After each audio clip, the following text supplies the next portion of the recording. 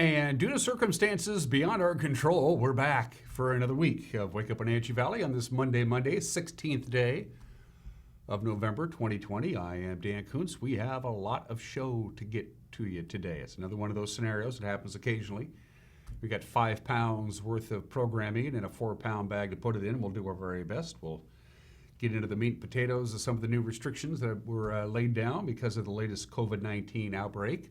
Numbers are rather sobering, as you might imagine. We'll give you all the stuff that you need to know, COVID-related, when we get to the news here in just a couple of minutes. It is overcast. It is 36 degrees, pretty mild today. It's going to be wet today, too. Pretty rainy one. In fact, just for the record, before we go any further, on Friday, we set a new record for rainfall on Friday. On that date, 0.46 inches. The old record was 0.37 inches, so we had almost half an inch of rain, almost all of it on Friday afternoon. Remember, we had the morning snow and then switched over to rain, and we had a lot of rain, record-setting rain on Friday. Mild today, milder still on Tuesday, then big change coming to the weather. But today's big story is going to be the rain. We got some warm air coming in, bringing in some rain with us. Rain in the mountain passes, too. The snow level is going to be up above like 7,000 feet, so you should be okay until later on in the week. Those details are coming up. Seahawks been stubbing their toes a little bit lately. Lots of blame to go around on that one. We'll talk about Seahawks. Also, the Cougars and the Huskies got to play some football over the weekend. And we'll have everything else that you need to start your day, including an opinion from Mike Magnotti, some celebrity birthdays today in history, the obscure holiday. And because COVID is so much in the news now, we thought we'd replay our conversation that I had with Dr. Jason Lake, the Chief Medical Officer for Confluence Health. Important COVID information from him. We did the interview last week, or we aired it last week. We thought we'd re-air it again today because of the pertinent information that came out from the governor's office yesterday morning. So that conversation in the back half of the hour. Let's see what we got. I don't know. We're probably pretty limited on our cameras because of the low clouds and fog. Is that the cross camera, Megan? It just fogged over. I mean, it literally in the last 90 seconds that happened, and it's part and parcel. It happens sometimes when you have the clouds and the fog, and that's what we have right now. Clouds and fog in 36 degrees as we try to squint and look out over the Wenatchee Valley. The sun is up just about now. I didn't do my sunrise and sunset updates. That's my bad. It's a Monday. Trust me, the sun will come up and then the sun will go down. And we'll leave it at that. See, now you can start making out the valley again. This is almost like a game. Find your house. Camera number 2. That's much better. We're looking at the Monitor Cashmere area, are we not? So that's I want to say the monitor camera. Okay, we're looking to the west. So Cashmere is out there, and you can see the Wenatchee River, of course, and Highway 2, Highway 97 as the people make their way in from Cashmere to the big city for work or whatever it is that they're doing. Beautiful view there. Still quite a bit of snow in the foothills. The snow measurements on Friday were kind of all over the board. Leavenworth had 7 inches. Cashmere had 5.5 inches as officially measured at their locations. We had almost none here in the Wenatchee Valley, and then, of course, it all washed away with the Friday afternoon rain. Camera number 3. Wow, that's cool. Is that Waterville?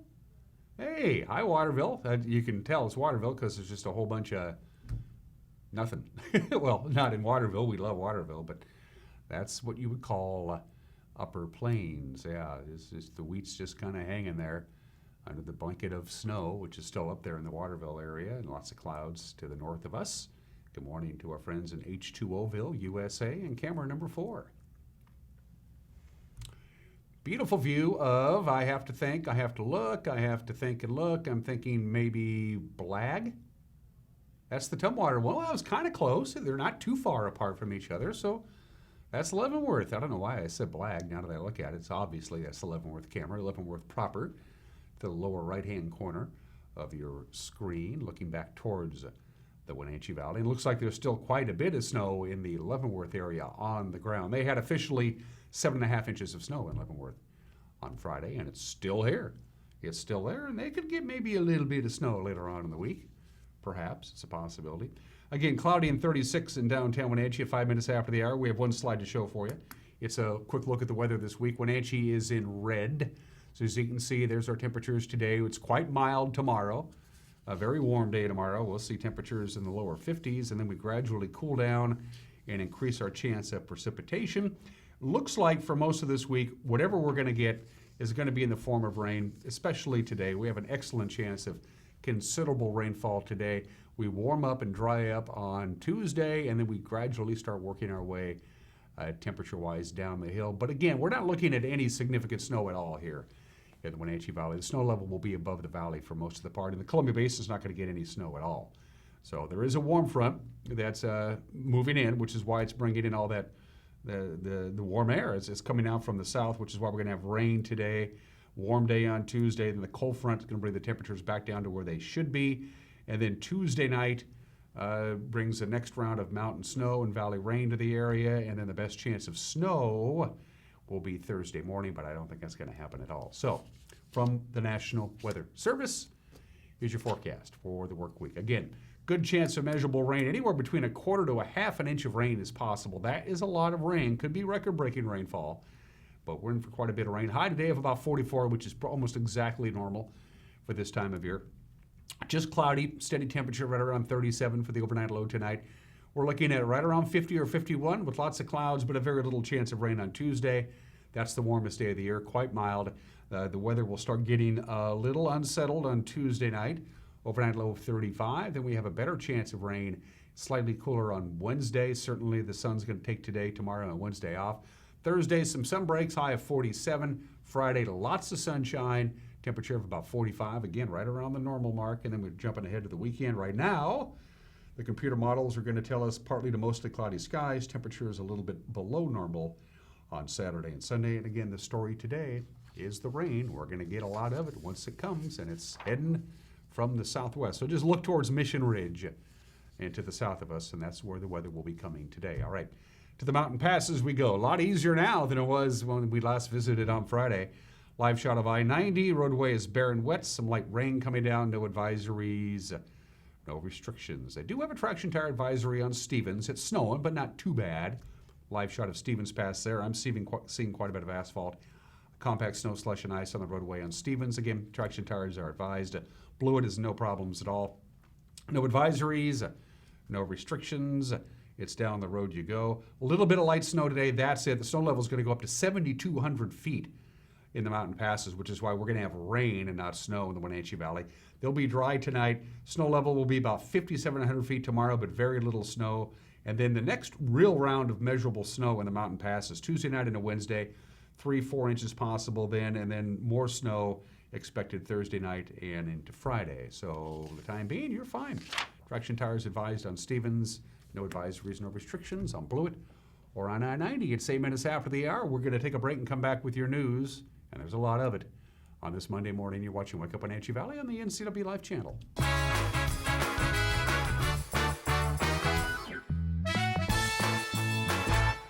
My name is Lacey Hagerty, and I'm a nurse midwife with Columbia Valley Community Health. I love all aspects of my job because it is a profession that's very committed to empowering women to make decisions in their health care that feel best for them. It's incredibly valuable to me as a midwife that I get to take care of women throughout their whole lifespan. I hope to see you at a future visit because I know you'll love having midwifery care. The 2021 models are arriving at Sangster Motors. General Motors is on the move with the all-new 2021 Yukon. Yukon is redesigned from the ground up with a bold new look and all the latest technology. Also new is the Canyon AT4 pickup. This off-road equipped mid-size truck will challenge any rival for performance and value. Both of these models will offer Duramax diesel options for maximum power and economy. The American Challenge is game on at Sangster Motors now.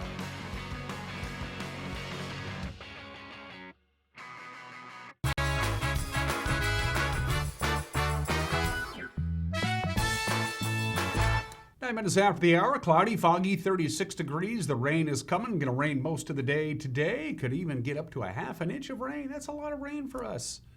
And pretty mild for the next couple of days before we cool down. Here are your headlines. Facing more than 1,000 new COVID-19 diagnoses per day and a 400% increase in hospitalizations for the disease.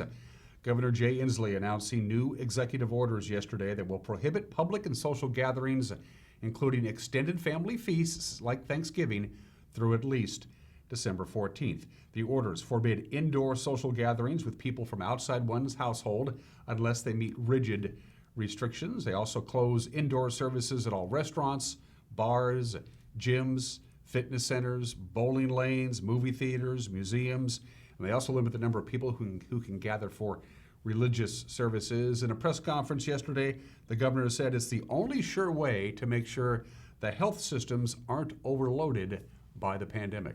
Keeping our hospital system working has been a top concern for us. If the exponential growth of COVID-19 continues unmitigated, anyone who is afflicted with even kind of a need for routine treatment may not be able to get it because the hospitals will be full of people with COVID.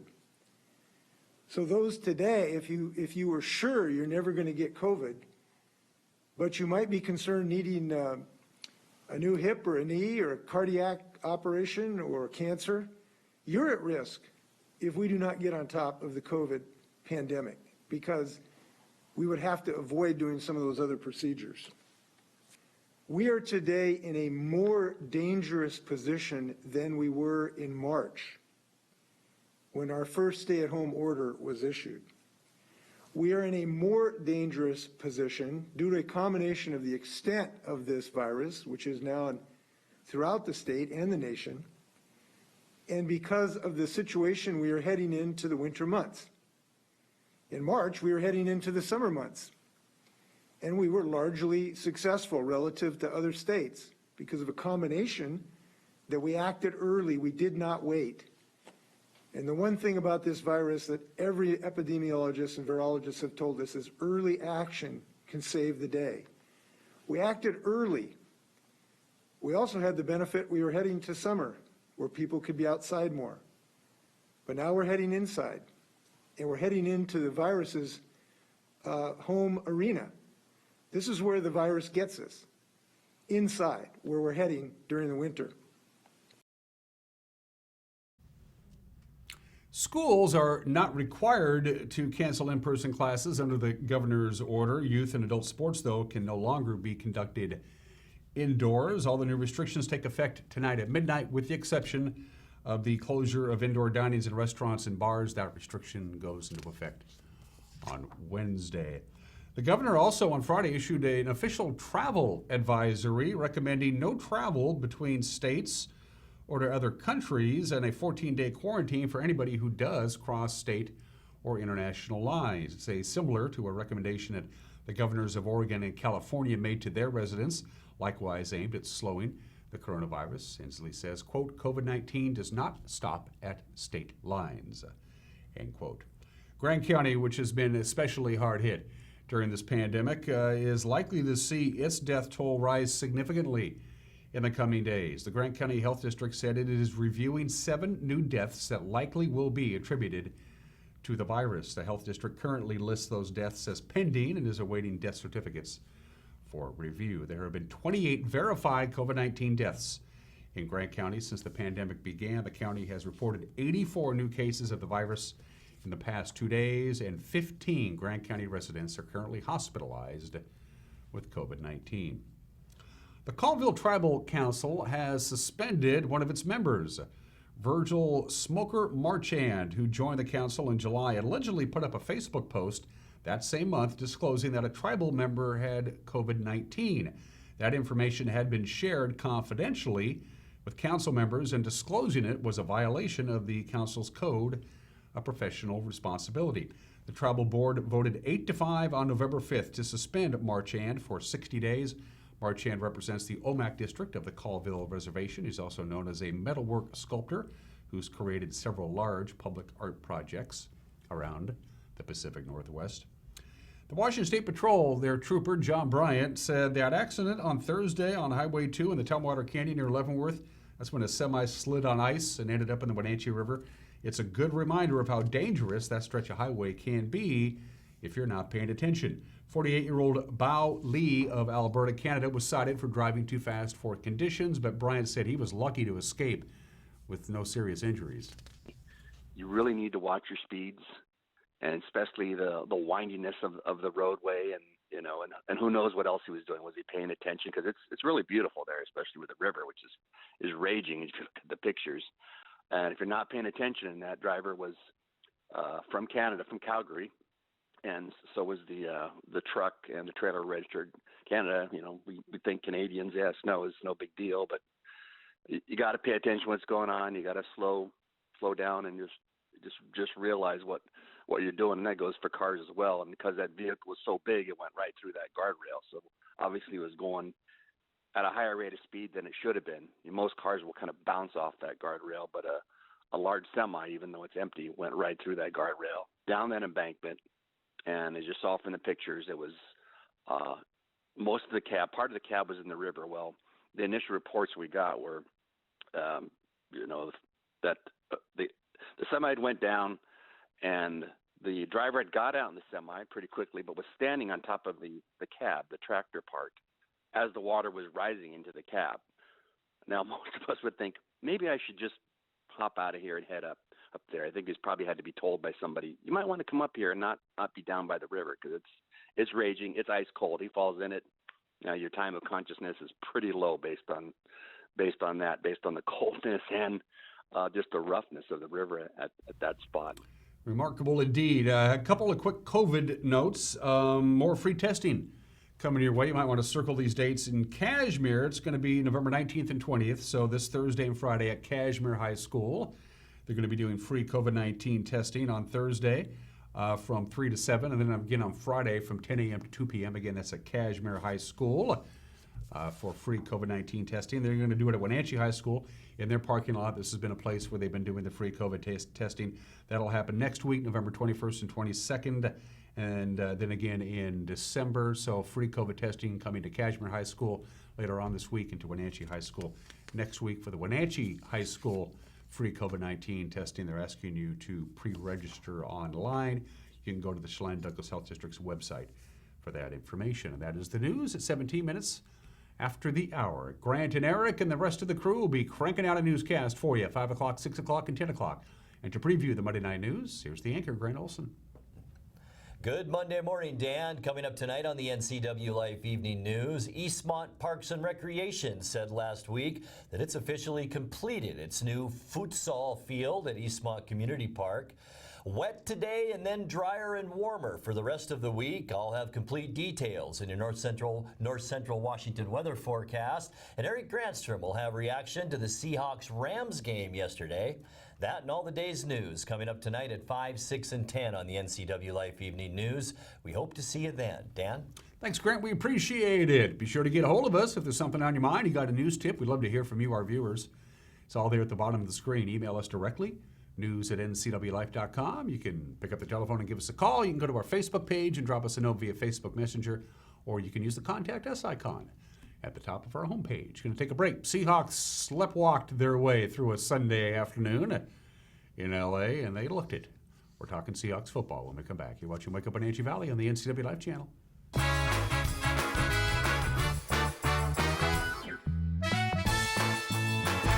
Leaves are falling, winds are blowing, and fall has arrived at Collins Fashions. Cozy soft faux furs, luscious colors in down coats, sweater jackets, amazing sweaters in chenille and cashmere in many beautiful colors and styles. Your favorite brands such as Tribal, Tommy Bahama, Charlie B, Liverpool, Lacey, Spanx, Joseph Ribkoff, Nick and Zoe, French Dressing, Heron Kane, and many more. And Brighton designs and handbags and jewelry for you and gifts too. All at Collins, where fun meets fashion in downtown Wenatchee. From the ocean to the mountains to the forest in between, vacation time can be a fun time. But not if your car breaks down. Call Global Car Care today. Have a service approved over $150 on your vehicle, and Global Car Care will donate an oil change service to one of our local heroes at Confluence Health. Look for more incentives online. Global Car Care cares about their community.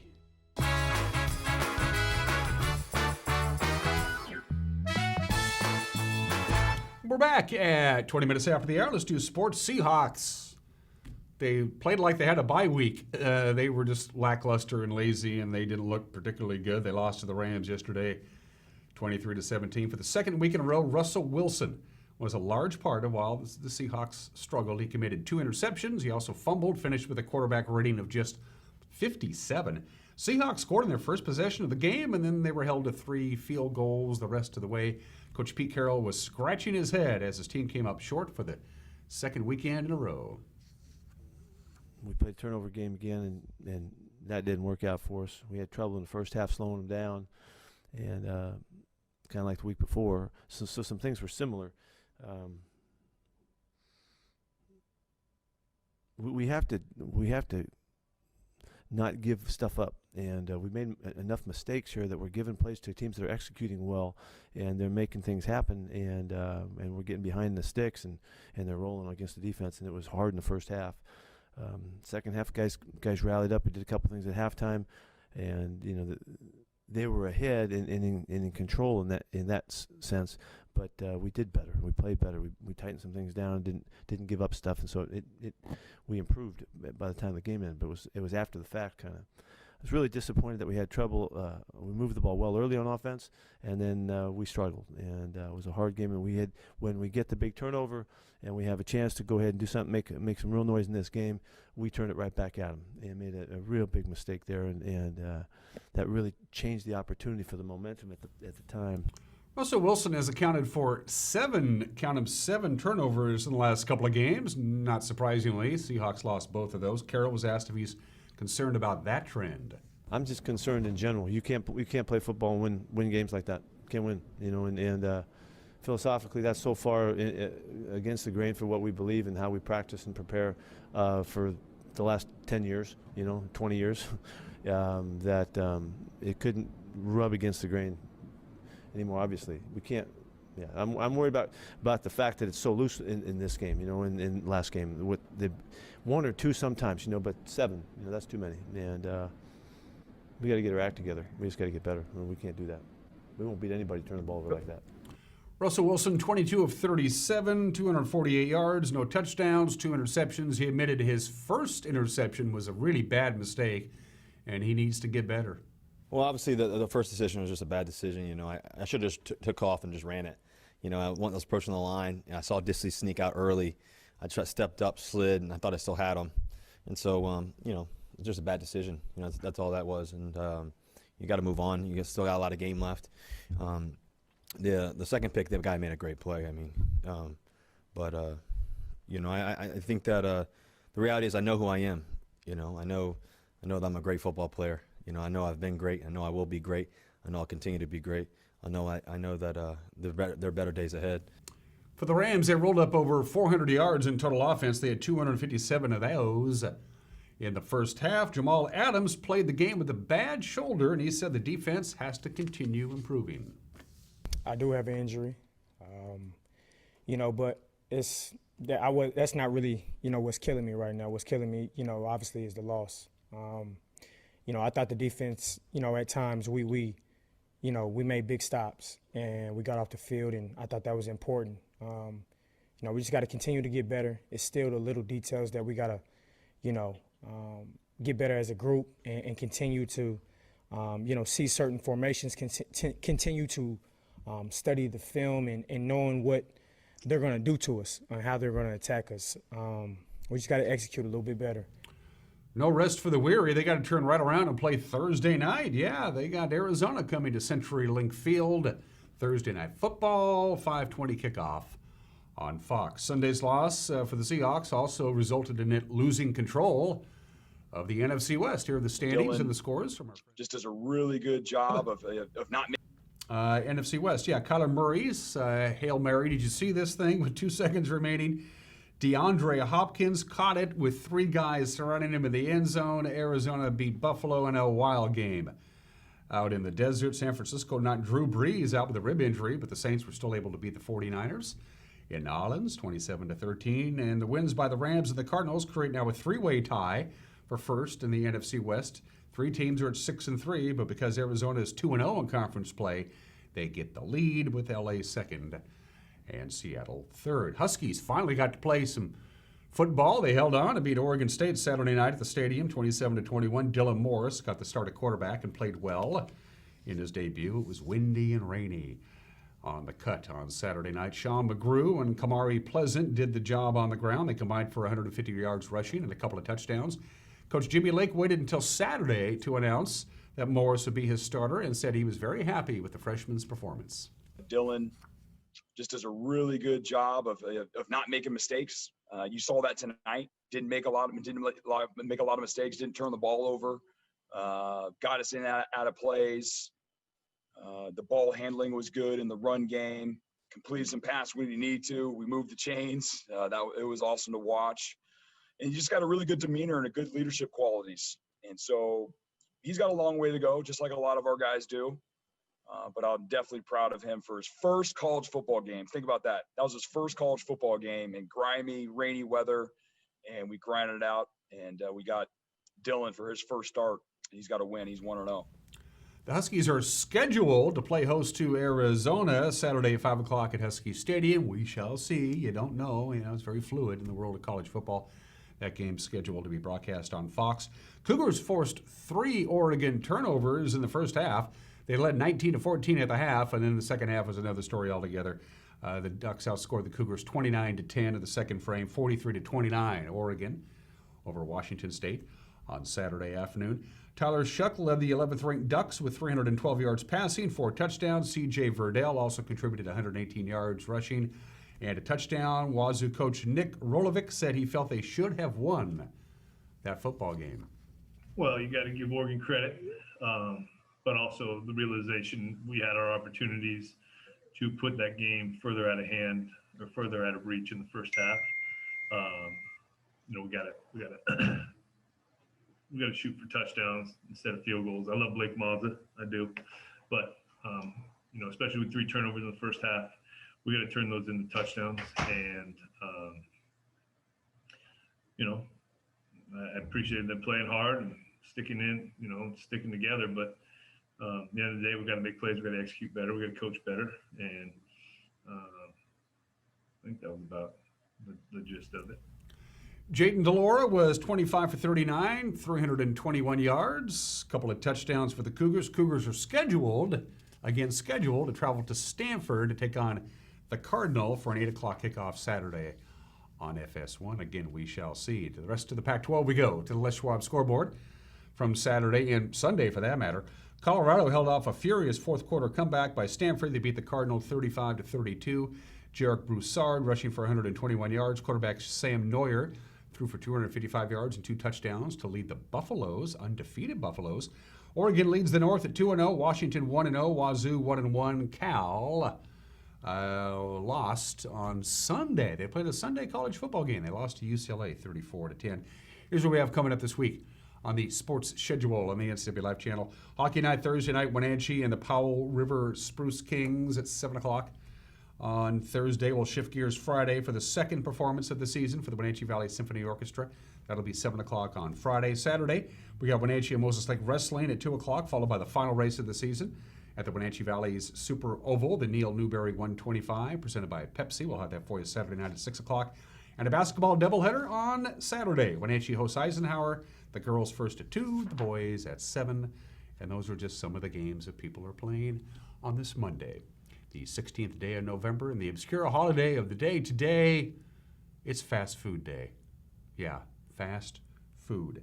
The very first fast food restaurant to open up in this country was White Castle. And there's still White Castles. They're all over the place. We don't have any here in the Pacific Northwest. It was ahead of its time for 2 reasons. Number one, they sold hamburgers for a nickel. And number 2, the people could actually see their food being prepared. So like when you go to any other restaurant, when you can go inside a fast food restaurant, I should say, you can see them right there doing all their stuff. White Castle was the first company to actually do that. The next big innovation, the drive-through. First drive-through opened at the Pig Stand in Dallas, Texas, because the owner of the Pig Stand said people are lazy. They don't want to get out of their cars to come in and get their food, so we'll just knock a door out and hand you your food. That worked pretty well. And then the biggest innovation of all, of course, McDonald's and the assembly line. And that really changed fast food. I got some fast facts about fast food. In 1970, so 50 years ago, Americans spent approximately $6 billion a year on fast food. That was 50 years ago. In 2017, we spent $208 billion on fast food, and this year, $225 billion in fast food. 90% of all children in America will visit a McDonald's restaurant in any given month. They know how to market themselves. 5% of all the potatoes grown in this country end up as McDonald's French fries. The largest employer in Brazil is McDonald's, and there are about 325,000 fast food restaurants in this country. There you go. You just can't go inside them for the time being. It is 30 minutes after the hour. Today in history, happy birthday, Oklahoma, where the wind comes sweeping. Well, I can't sing the song because then we got to pay royalties and don't want to do that. It was called Indian Territory and the Oklahoma Territory, and they joined to form Oklahoma, which is admitted as the 46th state in the Union. Not surprisingly, the state song is Oklahoma from the Rodgers and Hammerstein musical. Some of the great names, these are actual towns in Oklahoma. You got Loco, you got Cookietown, Oklahoma, Bushyhead, Oklahoma, Corn, Oklahoma, Moon, Oklahoma, and 41, Oklahoma. These are actual towns. Oklahoma has 200 man-made lakes. That's more than any other state, but believe it or not, hunting for whales is illegal in Oklahoma. So there's no whaling in Oklahoma. The Oklahoma state meal, this is by statute, the Oklahoma state meal is fried okra, squash, cornbread, barbecued pork, biscuits, sausage and gravy, grits, corn, strawberries, chicken fried steak, pecan pie, and black-eyed peas. That's the official Oklahoma state meal, and not surprisingly, 33% of adults in Oklahoma are considered obese. Probably should cut down on the state meal. Happy birthday to Oklahoma. Happy birthday to the Federal Reserve Bank. It opened for business on this date in 1914 in New York City. That is the building. During its first day of operation, the Federal Reserve Bank took in $100 million from 211 member banks. They made 2 rediscounts. They received their very first shipment of Federal Reserve notes, and they gave away 7 calendars. Happened on this date 106 years ago. And November 16th, 1992, 28 years ago, his name was Pete Watling. He's a farmer out there in England. He lost his hammer. Apparently, he really, really liked his hammer, so he called up his buddy Eric Laws, who happened to have a metal detector. Eric, it's Pete. Lost my hammer. I want my hammer back. Can you come out into the field here and use your metal detector so I can find my hammer? Well, they found the hammer. Yay! They also found 14,865 gold, silver, and bronze coins from the Roman era from the 4th century, valued at $4.3 million. Eric Laws, the guy with the metal detector, got to split the loot with the guy who owned the farm. Not bad. So don't make fun of people out there with their metal detectors. You don't know what's out there. That's a lot of coins to find.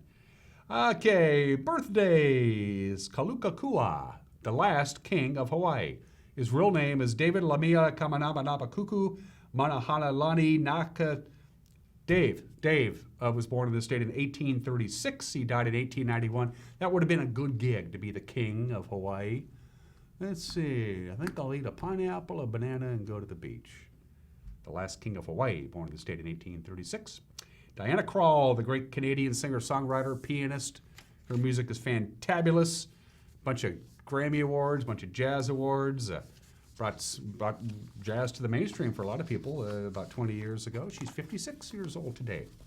Going to take a break. Got an opinion from Mike McNarty. Then we're going to replay the interview that I did with Dr. Jason Lake, who's the Chief Medical Officer at Confluence Health, because obviously COVID is dominating the news. We'll get another local perspective from that interview. We aired it last week and air it for you again today. I'll Wake Up on Hagerty Valley. We'll be right back.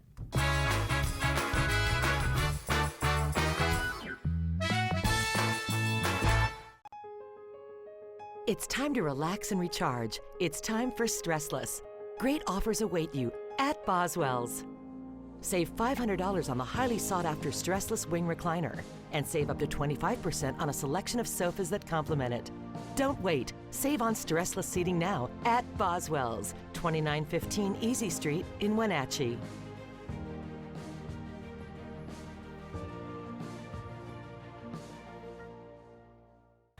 So Pam, how's your mom doing? She's okay. She's struggling. She'd like to stay in her house, and it's getting harder for her to do the daily chores. What kinds of problems is she having? Just basic house cleaning, taking care of her house, yard work, taking care of her medicine. Mm-hmm.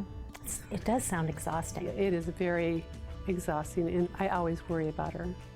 Aging in Adult Care can assist you or your loved one to remain comfortably and safely in their own home. Contact them today to start the conversation.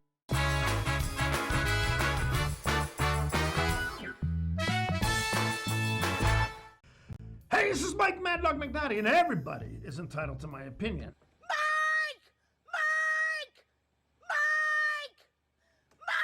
Now, a definition of prejudice is a feeling towards a person based on their perceived group membership. Prejudice is often used to refer to preconceived, usually unfavorable evaluations of another person based on that person's political affiliation, sex, gender, race, etc. So, is being prejudiced okay? I don't know! Well, it seems like it. I'm seeing people, as you are, who are actively accusing others and actively condemning others for being prejudiced, while they're actively practicing prejudice themselves against the people who they claim are prejudiced. Now, you can dislike me because you don't like my opinions, and you can dislike me for a lot of other reasons. Is it then okay to categorize others and dislike them just because, like me, they are white male Christians? Well, it must be okay because people do it all the time. This is Mike Mad Dog McNally.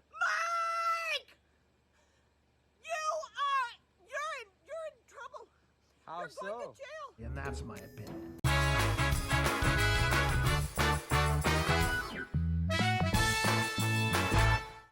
At Harvest Valley Pest Control, we know you are committed to making your home and business a healthy and pest-free place.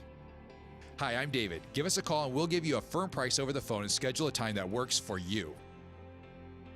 We will do an in-depth 30-point healthy home or business inspection and craft a customized plan of action designed specifically for your pest issue.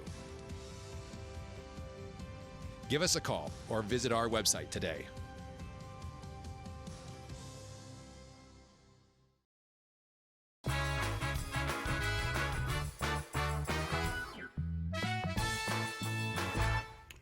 We are back on Wake Up Wenatchee Valley. Once a month, our friends from Confluence Health drops by and gives us the latest news in the ever-widening world of health care. Obviously, in this COVID day and age, it's been on the front page of everybody's mind. But this is no normal visit with our friends at Confluence Health. We actually have the gentleman who is the new Chief Medical Officer of that fine organization, took over from Stu Freed a few months ago. Dr. Jason Lake is my guest, and it's good to have him here on the program finally. Thank you for having me. It's good to see you. You stepped into a hornet's nest, my friend, and we'll get to that in just a little bit. But first, since you're a first-timer, give folks a little Jason Lake 101, a little brief biographical sketch, if you don't mind.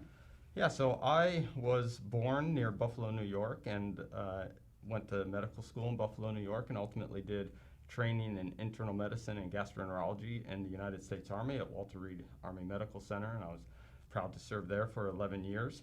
And then I came to Wenatchee and served in the gastroenterology department for several years, and ultimately took over for Stu Freed more recently as the Chief Medical Officer. And how did that process work? Because this is it's a terribly important job. It's a very high-profile job, no question about it. But when Stu started making feelers that I'm ready to maybe step aside from my duties, was it like everybody applies? Were you approached? How did that whole thing come to be, Doc? Yeah, it was a very thorough process. So they identified the fact that Stu wanted to retire all the way back in 2017, and there was an application process, and there were several finalists selected, and then we went through kind of a trial period where we shadowed Dr. Freed, and then they finally selected me as his replacement. So it was ultimately took a couple of years to get through that process, and I'm really happy to be selected. But you were vetted, you have the job, and what exactly does being the Chief Medical Officer entail? Well, the Chief Medical Officer is responsible for the entirety of the care that we deliver through Confluence Health. You know, we pride ourselves on delivering high quality care throughout north central Washington. And that's really my responsibility to help make that happen and try to figure out new ways to take better care of our patients all throughout the region. In the more recent past, I've really helped kind of navigate through the COVID experience so that we could take great care of our COVID patients while also trying to take care of the rest of the patients that we serve as well. So it's a pretty all-encompassing job. How did we in the north central Washington area get so lucky to have so many outstanding physicians and nurses and healthcare professionals land here? Because, we do. We got some top flight talent here. Yeah, Wenatchee kind of has the secret sauce. We have, a beautiful region to live in and a region where people love to come and recreate. That's why a lot of us come here. But equally important, we have a health system that is very unique.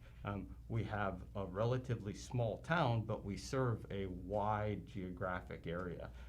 And that allows us to bring a concentration of specialists and surgeons into this area that we otherwise could never draw into a city of 70,000 or so. So it's really that confluence of things that allows us to bring top quality physicians and providers to our area. And is that what brought you here to begin with? It is. Yeah.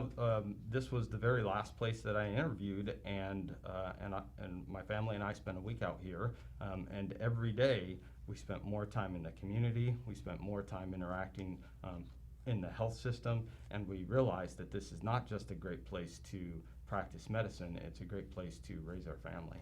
I actually interviewed the lovely young lady whose job it is to recruit medical professionals to move to Wenatchee, and she said it's the easiest job I've ever had in my life. So. Right. The health system and the region sells itself. Yeah. Let's go back to February. This is when did your COVID antennae as a physician and as an administrator, as you will, begin to start going, okay, something's coming down the pike that we're going to have to address? January, February is when it kind of started coming around. Walk me through that, Doc. Yeah, we had started our COVID tracking process really early on in the middle of last winter when it was all isolated to China still. So we had a work group that was following it.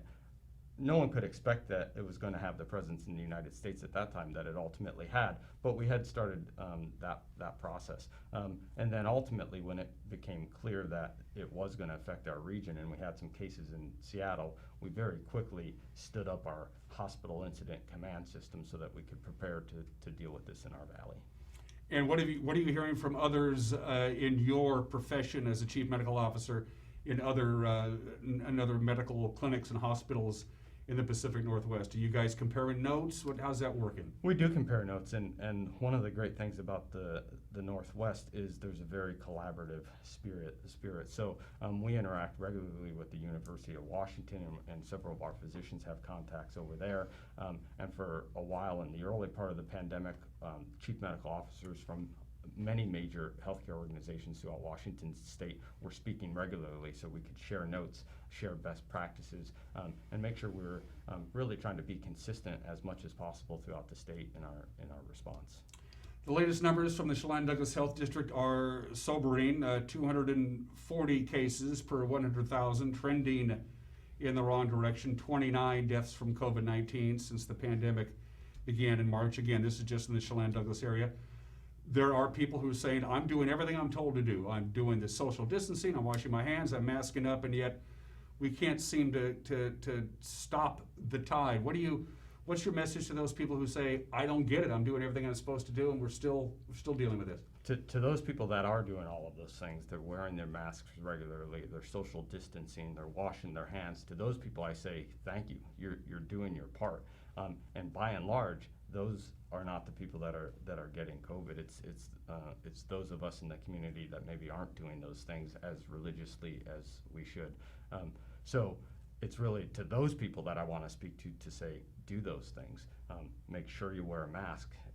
These masks do really stop these droplets and this virus from spreading through the air, and they really do protect not just us, but those around us, and really probably the most important thing that we can do. Is this going to be one of those things? Is it going to just run its course, or are we going to have to deal with it in a year or so, or are we going to have to deal with this for an extended period of time? What do you think? I think we're going to deal with this at least into the middle part of next year. I think we need to get a virus, or we need to get a vaccine. That vaccine needs to be safe and it needs to be effective. And then we actually have to get people to take the vaccine, and that's going to be a process that probably lasts well into next year before all that happens. So I think we're going to be wearing masks. I think we're going to be socially distancing for a while, and I understand that it gets frustrating and people get tired of taking those precautions, and we really want to get back to the way life was before this. But I do think we're in this for the long haul. We still have a ways to go before we can all feel safe and protected. People still have medical issues that need to be addressed. People still need to see their primary care physician on a regular basis. They still need surgeries when it is called for. How is this affecting the day-to-day operations at both the clinic on 9th Street and at Central Washington Hospital? How are you going about your daily routine with all of this going on? Thus far, we've been able to balance providing the care we need to for the COVID patients, as well as provide care to all of those other patients that need to have their chronic conditions taken care of.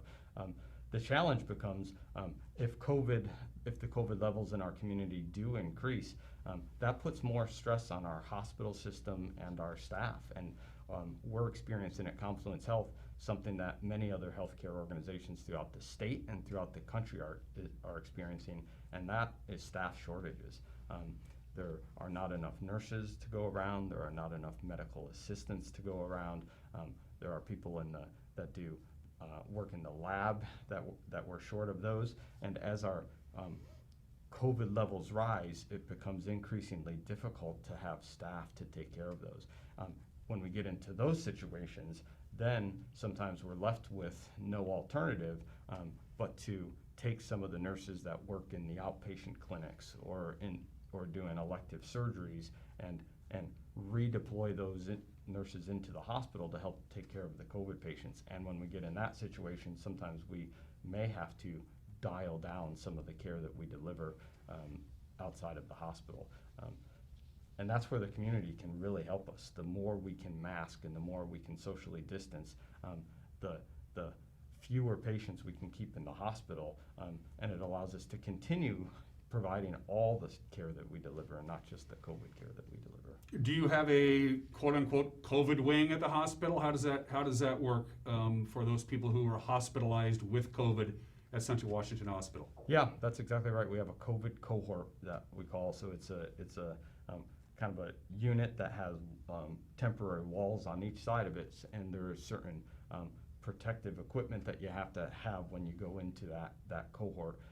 But we found a lot of synergy by grouping all of those patients together. And honestly, it's probably safer for the staff and safer for the other patients in the hospital just to have these isolated in one area. If you are hospitalized with COVID, how does the treatment work? Is it everybody's different? Like everybody's different because we all have our own earthly bodies, but is there a general, this is how we're going to treat you now that you have been hospitalized with this virus? Yeah, it's a little bit of both. So there are some specific treatment guidelines for antiviral medicines like remdesivir that you may have heard about, or the steroid medications that we give to decrease the inflammatory response. There are specific guidelines as to which patients should get those. So when someone's admitted with COVID, we do a full assessment of them and see if they match up to those guidelines. And if they do and they're appropriate to receive those medicines, then we provide those. You make the rounds. You see your fellow physicians every day. You see administrators. You see patients. How's morale? How's morale in the organization? Morale, quite honestly, it waxes and wanes. In the very first part of this COVID crisis, there was a real esprit de corps. We're all in this together. Everyone's pitching in to help. The longer we get into this, 7, 8, 9 months, people have been working really, really hard and really long hours. And like I mentioned, we are short-staffed. So people get tired. And with that tiredness, morale waxes and wanes a little bit. But I can't appreciate enough the staff in our organization, the hard work they do on a day in and day out basis. And when they're called to do extra shifts, they step up and do it. And when they're asked to take care of an extra patient, they do it. And that type of dedication, even if it results in exhaustion and fatigue, our staff step up and do it. And I'm really appreciative of them. I had your predecessor, Stu Fried, on this show in the summer. I think it was May or June. And the one thing that he stressed to me, and he was extremely concerned about it, Doc, is that he was afraid with what was going on that people who have a health condition, either they know about it or they don't, aren't addressing that because of what's going on with COVID. They have something that needs to be checked. They have high blood pressure and they don't know about it because they're not doing what they should be doing as a proactive patient to see their primary health care physician because they're scared. They're scared of going to the doctor or whatever. Is this, that was a concern of Stu's. Is this still going on? Are people putting off medical procedures that they really shouldn't be? I think early on in this pandemic, they certainly were. I'm hopeful now that everyone's really comfortable coming into our facilities. We have very thorough processes to keep everyone safe. Everyone coming into our facilities is masked. We have very rigorous cleaning procedures. So I think people are comfortable now, and we want them to be comfortable because we don't want people to delay care that they need, and their health problems could get worse because they're not getting the care that they need. So we want people to come in for their blood pressure or for their diabetes, or if they're having heart issues. Don't delay that care because it's possible that it'll get worse, and I want them to feel very comfortable and safe coming into our facilities. One last question about the facilities, and we're going to talk real quickly about colorectal cancer, which is, he's a gastroenterologist, the good doctor is by trade. Just for people who just want to visit the newborn baby, or Uncle Bob had shoulder surgery, he's going to be in the hospital for a couple of days. How does that work, or is it working? It is working. We are restricting visitors, but we do screen all the visitors to make sure that they don't have symptoms and they don't have a fever, and they wear a mask, and they get a little visitor sticker so that we can keep track of who's in each room and who's in the hospital. But they can visit for a period of time. We really didn't allow visitors at all into the facilities, but we've relaxed that a little bit. Still restricted, but we do have an open visitor policy. One last question for the good doctor here. Again, Dr. Jason Lake is the new Chief Medical Officer for Confluence Health. You're a gastroenterologist by trade, and last week the U.S. Preventative Services Task Force came out with a recommendation. We've been hearing this forever. When you're 50, go get your colon checked, get your guts checked. 50 is the magic number, go get your colonoscopy. Now they're saying 45. They're seeing an increase in younger people being diagnosed with colorectal cancer, even people in their 20s and 30s. Chadwick Boseman from Black Panther dies of colon cancer, and he's only 43. Probably your reaction to that? Yeah, so I think you're exactly right. Colon cancer screening saves lives. There's no question about it. We can, if it's done via a colonoscopy, we can identify precancerous polyps and remove those and take away the chance that those turn into colon cancer in the future. If we do the FIT test, which is a very sensitive test to look for blood in the stool, we can identify larger polyps or cancers earlier than we would have otherwise, and we can prevent those from killing people. And those have been very effective, and we've seen colon cancer rates for those above 50 decline, but exactly as you said, colon cancer rates in younger people are increasing. So I was happy to see those guidelines come out because I think it's the appropriate thing to do. I think we need to wait a little bit for the insurance companies to adopt these recommendations and to start paying for colonoscopies earlier before we can say we should universally adopt those, but I think that that's definitely a move in the right direction. I've seen the ads, you've seen the ads.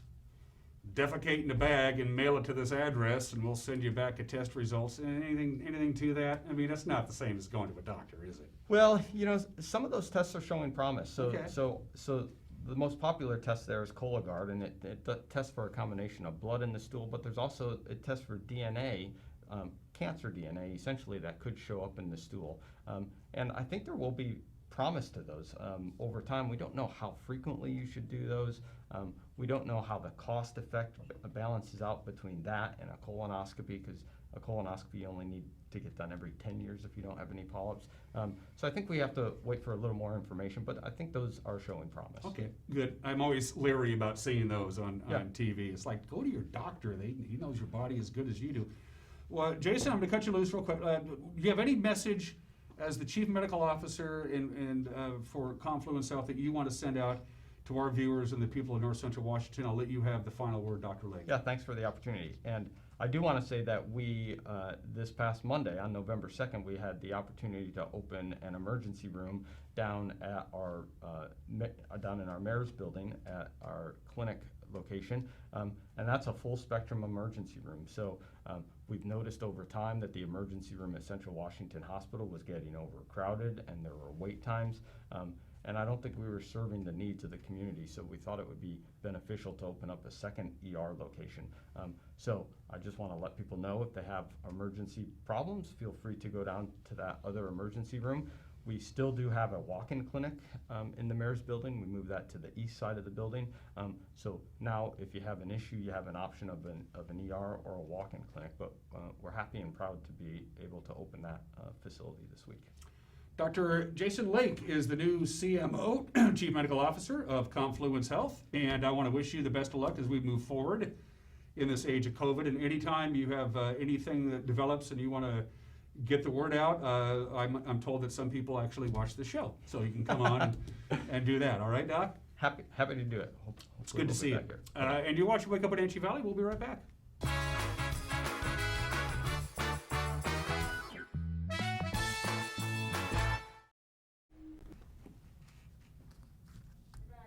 Oh, hi.